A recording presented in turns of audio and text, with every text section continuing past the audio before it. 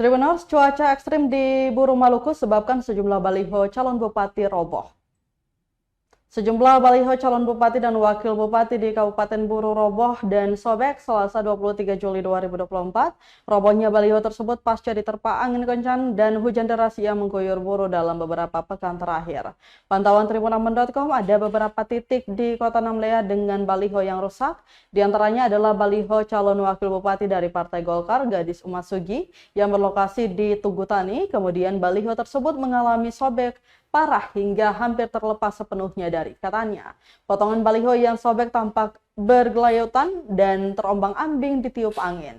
Baliho Iksan Tinggapi yang berada di dekat kantor bupati juga mengalami kerusakan serupa.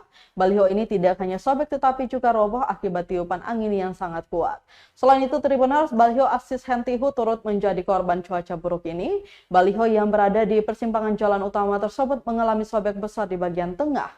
Beberapa baliho lain seperti milik calon bupati dari Partai PKB Ikram Umasugi dan calon wakil bupati dari Partai PKS Fahrudin Ali Fahmi serta baliho dari Partai PDI Perjuangan juga mengalami kerusakan signifikan.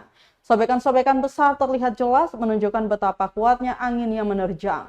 Baliho-baliho ini tidak hanya kehilangan fungsinya sebagai media kampanye, tetapi juga menjadi pemandangan yang tidak enak dipandang.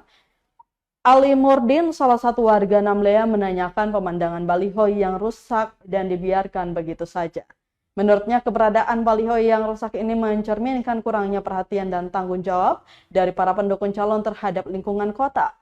Ia mengatakan jika baliho tersebut tidak layak lagi digunakan, sebaiknya dibuang atau diganti dengan yang baru agar tampilan kota tetap rapi dan enak dilihat.